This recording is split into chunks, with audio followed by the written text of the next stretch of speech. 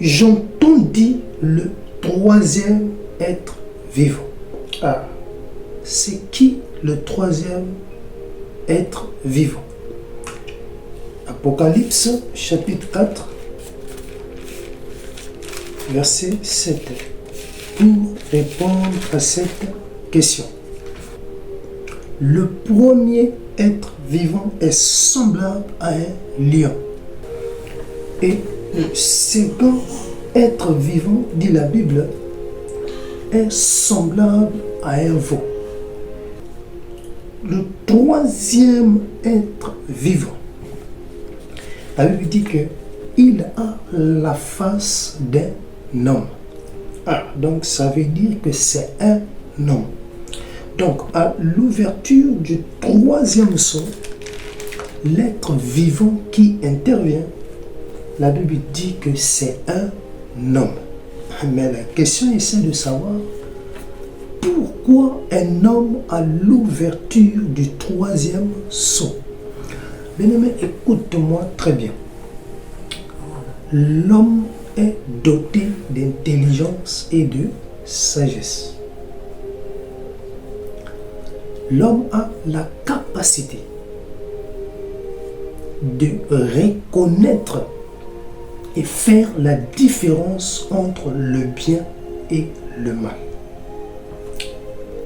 L'homme sait à quel moment le mal s'infiltre dans un milieu. Donc l'homme étant sage, intelligent, ayant cette capacité de raisonner, cette capacité de comprendre les choses, raison pour laquelle Dieu a permis que l'homme soit là au troisième sceau. Étant doté d'une capacité de réflexion, il a aussi cette capacité de mieux faire les calculs. Donc, raison pour laquelle, bien-aimé, l'homme est mis au troisième sceau. Mais tu vas comprendre tout à l'heure le sens de ce que je suis en train de dire.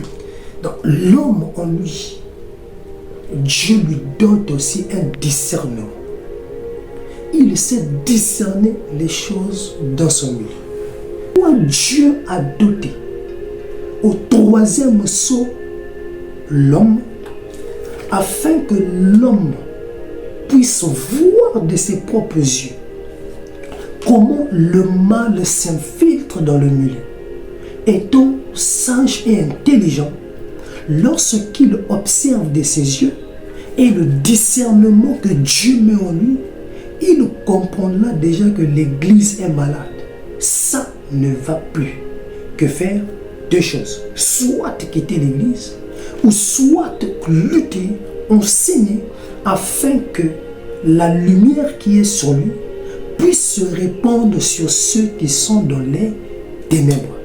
Donc l'homme étant sage, ayant la connaissance du bien et du mal, lorsqu'il remarque déjà comment le dandy exerce son ministère, en mettant l'accent sur les miracles, en mettant l'accent sur lui-même, et lorsqu'il arrive à dire qu'il a la capacité de faire des miracles, mais l'homme intelligent qui lit les Écritures, qui a le Saint-Esprit, qui a le discernement, saura déjà que le dandy s'est trompé.